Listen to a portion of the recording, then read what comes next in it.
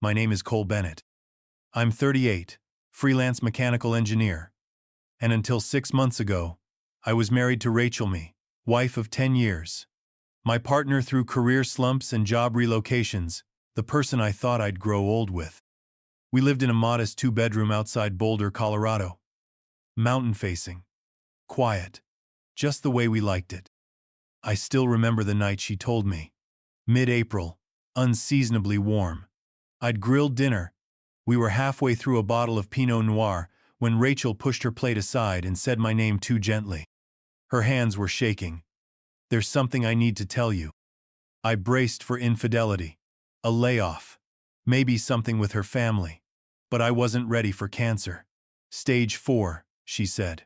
Ovarian. Advanced. Inoperable.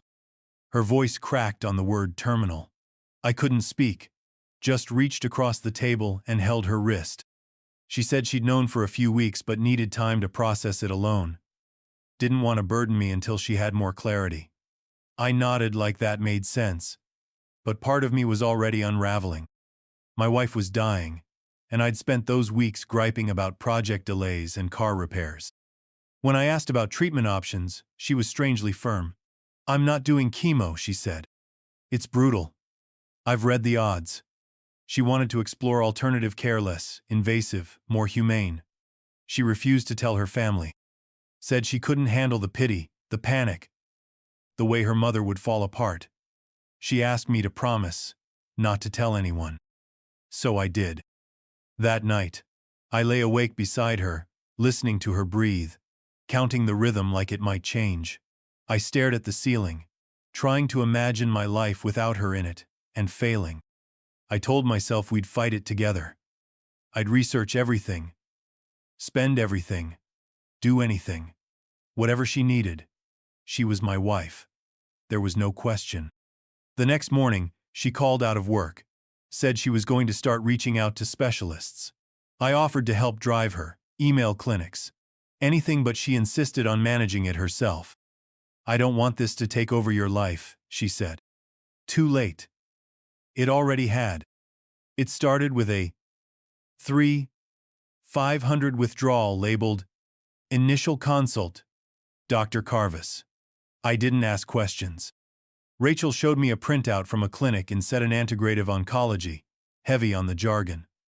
I nodded and kissed her forehead. We were fighting for time, not logic. A week later, another withdrawal. 5,200. Then 2,800. She told me they were for herbal infusions, immunotherapy boosters, hyperbaric oxygen sessions. "Insurance won't cover it," she explained. Eyes tired, voice quiet. "It's out of pocket, but it's what people do when they don't want to rot in a hospital bed." I didn't argue. We canceled the bathroom remodel we'd been planning since January. Put the kitchen upgrade on hold. I paused my IRA contributions and moved funds from our joint savings into checking. Every time she showed me a new invoice, I swallowed the rising discomfort and said, "Whatever it takes." She kept meticulous notes, doctor names, treatment types, long strings of medical terminology that blurred together. It looked legitimate. She even showed me text messages from a nurse practitioner named Mira who confirmed appointments and dietary changes. One evening I came home to find new water filters in the kitchen, organic meal kits in the fridge, and a juicer humming like a small engine on the counter. "Anti-inflammatory protocols," she said. "Supposed to slow progression." I nodded and poured us both tea. The money flowed out like sand through fingers. I watched our balance shrink but told myself this was what vows meant, in sickness and in health. Even if sickness came cloaked in unfamiliar words and bleeding savings accounts. She seemed upbeat sometimes, too upbeat, but then she'd fake a wince, excuse herself to lie down, cancel dinner plans. I didn't question it. You don't question someone dying. I remembered deleting the Zillow alerts for homes we'd been saving for, wiping the bookmarked travel sites from my browser. There would be no late honeymoon to Barcelona, no coastal fixer-upper. Instead, there were manila folders marked treatment schedule and financial planning. and a wife who smiled through the pain I never saw. She kept saying, "It's working. I can feel it." I kept hoping she was right, but something in my gut told me I was missing something. 2 weeks after the diagnosis, Rachel asked me to deactivate her social media accounts. "I don't want people seeing me like this," she said, wrapping her cardigan tighter though the house was warm. "No photos, no pity comments. I just want peace." I understood. Sort of.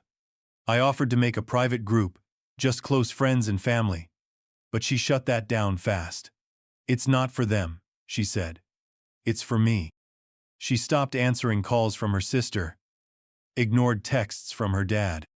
When they reached out to me, I told them she was resting, that the treatments were rough, that she appreciated the love but needed space. Most accepted that, but a few pushed back. Her friend Lila even showed up at the front door one afternoon with soup and a bouquet. Rachel didn't come out of the bedroom. I told Lila she was napping and that I'd pass along the flowers. "She just needs quiet right now," I said. Lila left without arguing, but she looked unconvinced. The house got quiet. Rachel didn't want visitors, didn't want video chats.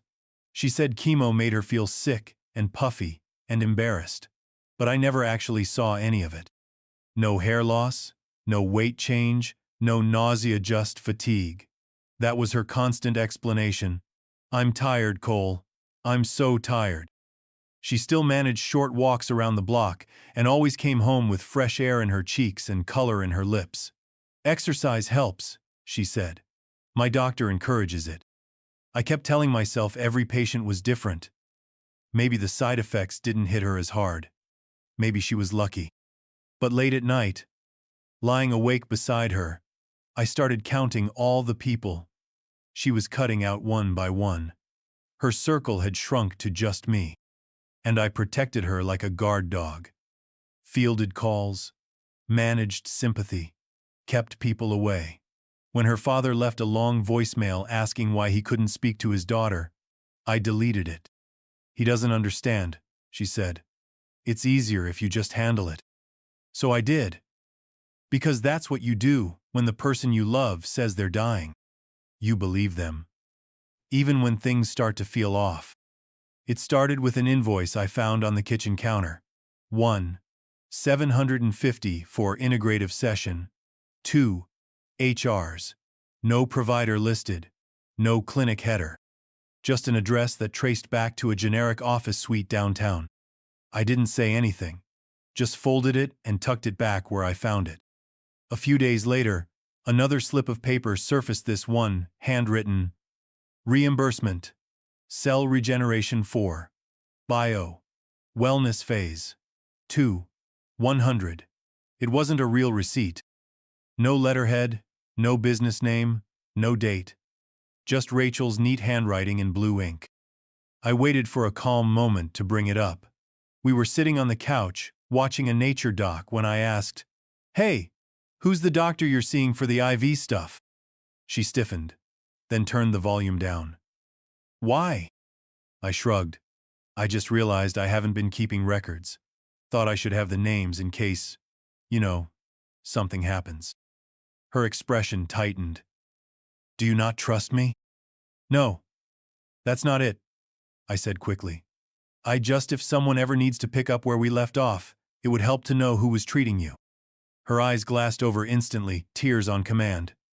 "I can't believe you're interrogating me. Do you think I'm faking cancer? Is that what you're saying, Cole?" "No," I said quietly. "Of course not." She stood up and left the room, slamming the bedroom door behind her. I sat in silence, TV flickering, a lion on screen tearing into something helpless. Later that night, she returned. Eyes red, voice trembling. "I'm sorry," I snapped. I'm scared, and I need to feel like I have some control. The doctors I'm seeing aren't part of big hospitals. They do things differently. I thought you trusted me." I apologized. She forgave me. And yet, the next morning, all the loose papers were gone. From then on, receipts were locked away, conversations avoided, financials more opaque. She said she didn't want to talk about logistics anymore, it made her feel like a burden. But I'd seen too much. And now I started watching everything more closely. Quietly. Because something didn't add up. And I was finally starting to do the math. It was a Tuesday, when I really started to notice. Rachel had spent the morning in bed, claiming her muscles were locking up from the latest cellular treatment. I brought her tea, propped up pillows, even canceled a client meeting so I could be nearby. She barely touched her toast, said the light hurt her eyes. But that evening, when I came in from taking the trash out, I found her in the kitchen. Sweats on, hair up, chopping kale like a woman halfway through a cooking blog. She smiled like nothing was wrong. Thought I'd try that detox soup I saw online. I said nothing. It became a pattern. On Monday, she could barely sit upright. By Thursday, she was reorganizing the spice rack or cleaning out the linen closet. "It's the supplements," she said when I asked. "They help with the chemo dips. You never know when they'll kick in." Maybe that was true. I didn't know how holistic therapies worked. But something in her timing felt rehearsed, like she was reading the role of a patient, not living it. So I started writing things down. Not out of paranoia, just observation. A Google Doc I kept hidden in a project folder labeled Client Retention Models. Timestamps, dates, what she ate, what she did, how she claimed to feel. When she said she was at treatment, I noted the time she left, and when she came back. If she bought something, I logged what and where. I also started photographing the invoices before they disappeared into whatever black hole she was stashing them in. I built a folder on a thumb drive and kept it in the glove box of my truck. I wasn't looking to catch her in a lie. I was looking to reassure myself there wasn't one. But the more I tracked, the more the pieces refused to fit. No single day stood out. But the rhythm of her illness, the supposed highs and lows, felt off. Illness doesn't run on convenience. And Rachel's seemed to. She still looked like herself. No real weight change. No new meds lying around. No prescriptions with her name. She'd stopped using the word cancer when talking about it. Now it was the condition. Like she didn't want to get caught in a word she'd have to defend. That's when I knew something was wrong. She said she had an appointment with a new specialist, a private oncology team just outside town, referral only, no online footprint. I asked if she wanted me to drive. She said no, the place was small and couldn't accommodate visitors. Besides, you've got that Zoom with the Chicago team. I nodded, kissed her on the cheek, and watched her pull out of the driveway at 9:37 a.m. At 9:41, I was in my truck, a few car lengths behind. She drove without much urgency, took the back route toward the industrial district. I expected medical offices, a strip mall clinic, even a sketchy building with tinted windows and a hydroponic shop next door. She pulled into a wellness spa. I parked across the lot, angled behind a white van, watched as she stepped out of the car, hugged a woman waiting by the entrance stall, yoga pants, Starbucks cup. They laughed, went inside together. No clipboard, no nurse. Just two friends starting their morning. I sat there for almost 20 minutes, long enough to see Rachel reappear in a robe, holding a cucumber water. Her friend followed, both smiling like they were already planning lunch. She looked radiant. No chemo haze. No terminal weight in her steps. I didn't take pictures. I didn't text her. I didn't even flinch when she drove away at 11:05. Phone to her ear, probably calling me to say the appointment went long. I just sat there, watching the lie settle into place. I didn't confront her that night. Not because I didn't have questions, but because I wasn't ready to hear the answers. I needed more. Not just proof pattern. Context. Enough to know what she was really doing. And why. Because this wasn't just a lie. This was a performance. And I'd just seen the first full act. There's a kind of clarity that only shows up when you start pulling memories out of the dark and holding them up to new light. That's what happened a few nights after the spa. I was lying awake in bed, Rachel beside me, sleeping soundly or pretending to. I stared at the ceiling and started rewinding years. Not weeks, not months, years. I remembered when we were dating. Rachel had once asked to borrow $5,000. Said it was for credit card consolidation. Old college stuff, she claimed. Bad habits. I didn't think twice. We were serious. Talking about moving in. I wired the money. But then, 2 weeks later, she asked again. This time it was framed as a mistake. The wrong account got paid. I gave it to her again. Then it never came up again. No repayment. No follow-up. Just silence. At the time, I figured she was just embarrassed. I didn't press. I trusted her. But sitting there now, I couldn't stop thinking about how her story hadn't quite added up even then.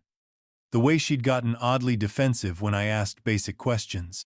The way she pivoted, turned herself into the victim. "You're making me feel like I can't be honest with you," she'd said. I'd backed off. That tactic hadn't changed. Back then, it was debt. Now, it was cancer. I thought about the receipts, the vanishing paperwork, the spa robe, the laughter. I thought about the months of vague medical terms and missing invoices, and how every time I questioned anything, she teared up. I didn't have all the proof yet, but my gut was finally telling me the thing I'd refused to believe. She'd done this before. Maybe not this exact scam. Maybe not with a hospital gown and a stage 4 sob story. But Rachel knew how to create urgency. She knew how to trigger guilt. She knew how to turn fear into compliance. And now she was doing it again. Only this time, I wasn't going to back down. Not without knowing how deep this went. The next morning, while Rachel was at treatment, I took a personal day. I didn't tell her. Just said my workload was light. First stop was a tech shop off Arapahoe. I bought 3 mini security cameras, motion activated, Wi-Fi connected, cloud stored. Installed one in the living room, one in the kitchen, one aimed at her desk, none in the bedroom. I wasn't trying to catch her changing. I was trying to catch her lying. Next came the router. I accessed our network dashboard, tagged every connected device, and installed packet monitoring software on her laptop and phone. Nothing invasive, just enough to see where data was going. That same afternoon, I logged into our bank accounts. The joint checking was down to 4,312. Savings was empty. But buried deep in a recent statement was a transfer, 6,500 wired to a regional bank in New Mexico. The name on the receiving end wasn't hers. It wasn't even close. A man's name. One I didn't recognize. I didn't panic. I opened a spreadsheet, logged the transaction, and kept going.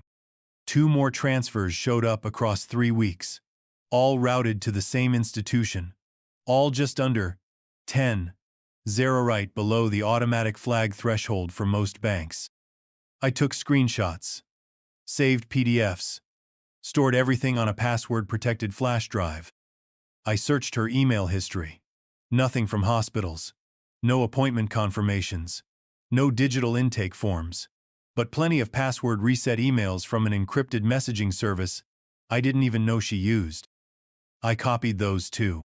By the time Rachel came home that evening with a tired smile and another rough appointment excuse, I'd cataloged 42 anomalies across 3 devices, 4 bank statements, and 1 fabricated illness. And I wasn't done. I backed up every text, every phone log, every email, set daily auto exports to a cloud account she didn't know existed.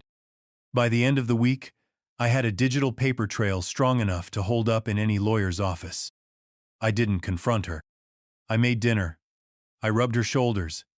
I asked about her treatment. And while she told me lie after lie, I just smiled and kept taking notes. Because now, I wasn't just her husband. I was her quiet reckoning, waiting patiently. I waited until Saturday morning. The sun was out, the house was quiet, and there were no distractions, no fake treatments, no imaginary appointments. Just us, sitting at the kitchen table, coffee cooling between us. Rachel was scrolling through her phone when I said her name. Calm, even. She looked up. Yeah? We need to talk. She smiled nervously. That's never good. I reached into the drawer and pulled out the envelope I'd prepped the night before. Inside, printed bank records, screenshots of transfer logs, camera stills of her walking into the spa, and a copy of the fake invoice she left on the counter 2 weeks ago. I slid it across the table without a word. She opened it slowly, then stopped halfway through the second page. Her face changed like a mask slipping. First confusion, then panic, then something closer to calculation. What is this? You tell me, I said. She closed the folder. Carefully. I can explain. I'd like to hear it. She stared at me for a long moment, like she was trying to read what I already knew, how much damage had been done. Then, just like that, she broke, shoulders shaking, hands pressed to her face. I didn't know how to tell you, she said between sobs. I panicked. About what? I'm in debt, she whispered. Old debt. I thought I had it under control, but things got worse. And then I saw all this money just sitting there.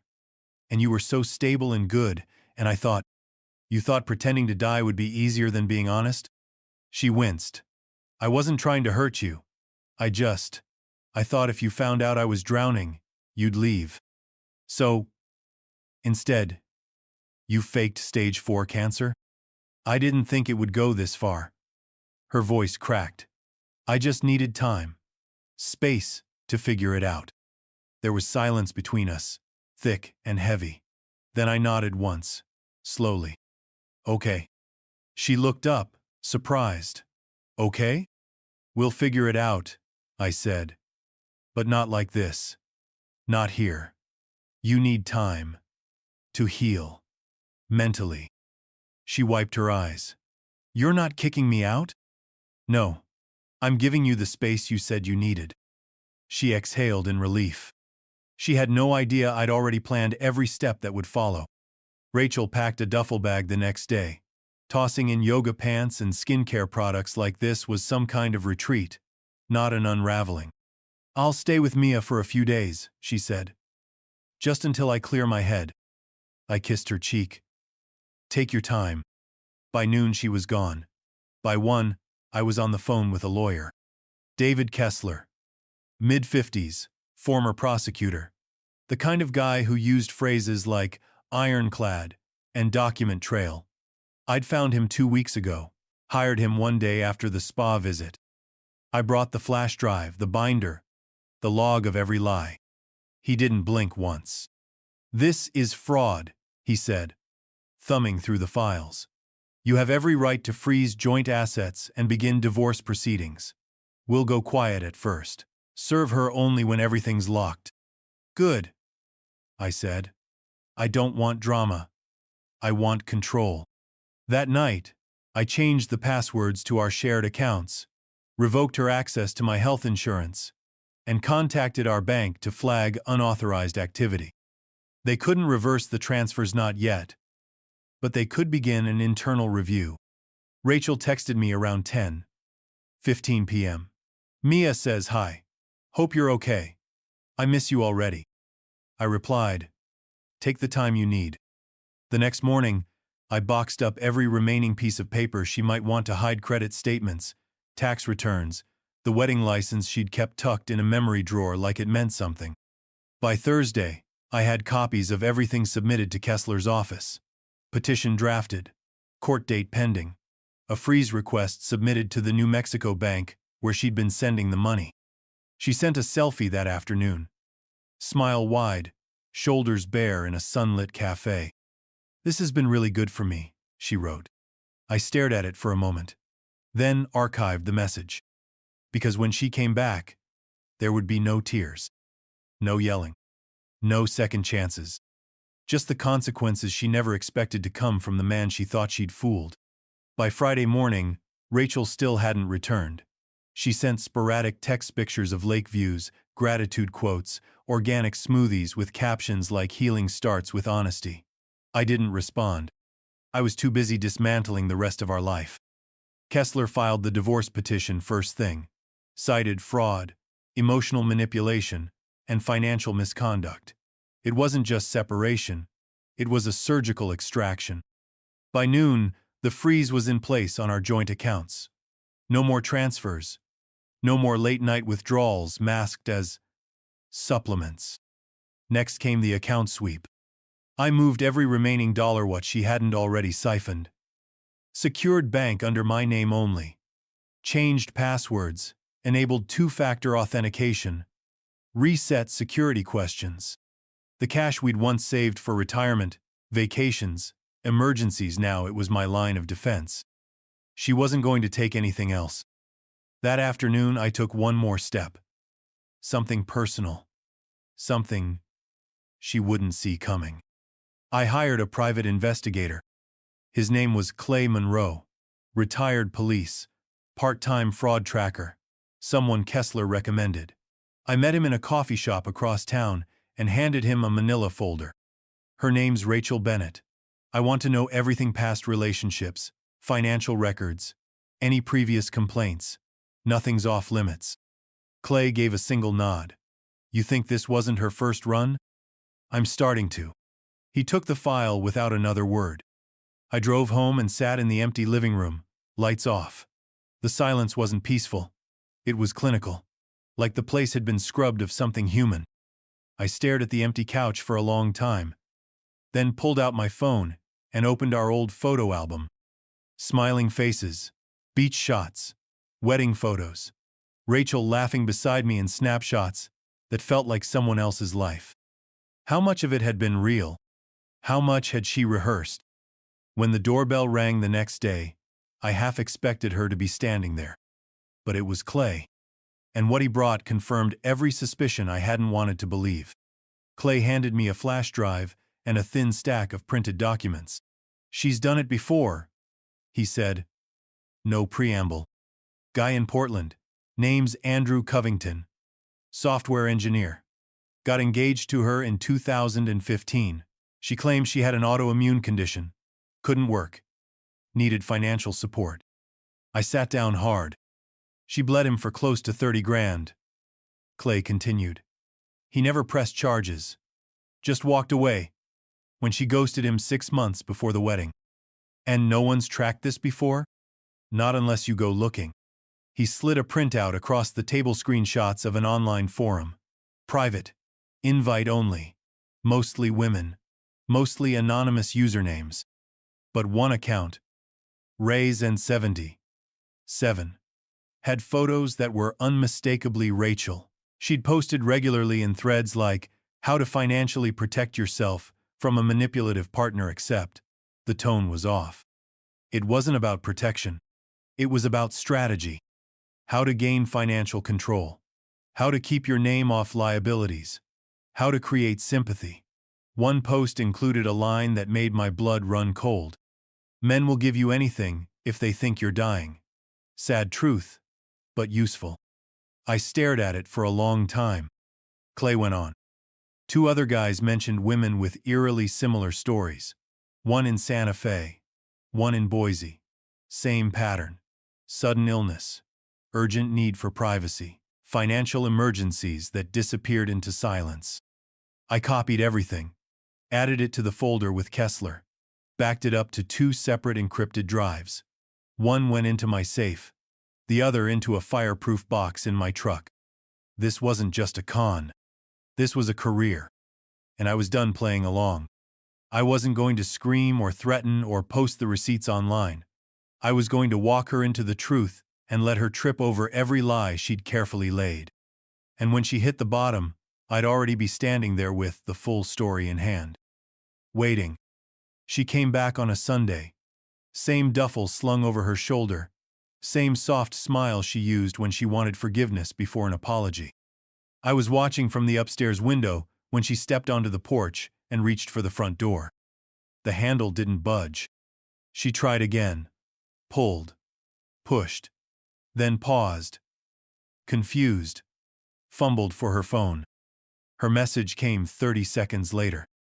Rachel, did you change the locks? I didn't reply. At 2:07 p.m., she got the next surprise hand, delivered by a process server who had been waiting around the corner. She barely opened the envelope before her face turned white. Inside, divorce papers, a civil suit for financial fraud and emotional damages, and a complete printout of every bank transfer, every fake receipt, every internal security camera clip showing her skipping out on treatments. By 2:11, she was calling me. I let it ring. She called again and again. Then the text started. Rachel, you're overreacting. We can talk about this. Rachel, this is vindictive, Cole. Rachel, you're not perfect either. Should I start telling people about your tracking me? I sent back one message. Cole, I have every file backed up in 3 places. Talk to your lawyer. An hour later, she was gone again. The house was silent, but I wasn't relieved, just steady, focused. Kessler called that evening. She's hired counsel. They're already pushing for mediation. Of course they are, I said. They're hoping I'll fold. They don't know you've already won. He was right. This wasn't about dragging her through the mud. It was about ending the game. She could try whatever tactics she wanted, threats, tears, manipulation, but none of them worked when you had the receipts. And I had all of them. Time-stamped.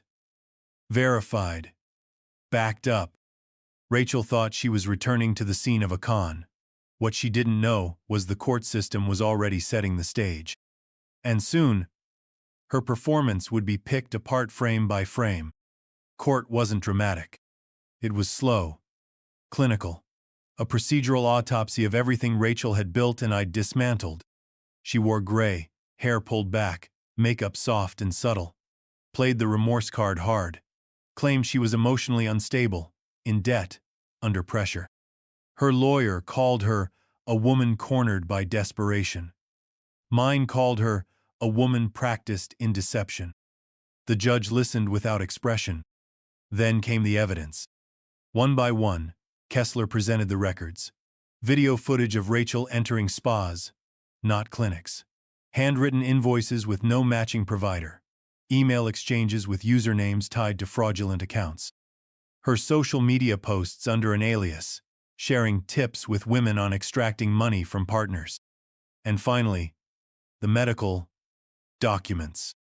They weren't even good fakes. A quick scan revealed mismatched hospital letterheads, misspelled terminology, and a provider's signature from a doctor who had died 3 years prior. Rachel didn't speak, didn't look at me. She just stared straight ahead, like if she didn't move, the reality wouldn't settle in. The judge's ruling was swift. My suit for fraud and emotional distress was upheld. Rachel was ordered to repay the full amount taken from our accounts, including punitive damages. The house, the car, all assets in dispute were awarded to me. Her attempt to contest the divorce terms was dismissed. Furthermore, the judge said, this court will refer the matter of forged medical documentation to the district attorney's office for possible criminal prosecution. Rachel's shoulders dropped like someone had cut the strings holding her upright. She didn't cry. She didn't protest. She just stood there, small and still, while the courtroom emptied around her. I walked out without saying a word. There was nothing left to say. She had played her final hand, and it folded in silence. 1 year later, the house is quiet again, but this time, it feels like peace, not suspicion. I kept the place, got the locks rekeyed, repainted the walls, replaced the furniture she picked, not out of spite, just necessity. The couch she faked treatments on now sits in a donation center. The yoga mats, the juicer, the holistic wellness books gone. I rebuilt. Slowly. Methodically. I kept working, picked up a few new clients. I don't check my bank balance obsessively anymore, but I still keep tighter tabs than I used to. That habit's hard to shake. People ask if I ever saw it coming. I tell them no, because at the time, I didn't. Not in the way I should have. Love makes you blind, but worse, it makes you complicit. You start explaining away what you should be examining. You start defending someone who stopped deserving it. I don't feel bitter. Not anymore. That part burned out months ago, somewhere between filing affidavits and forwarding evidence to the DA. What remains is something colder, but steadier.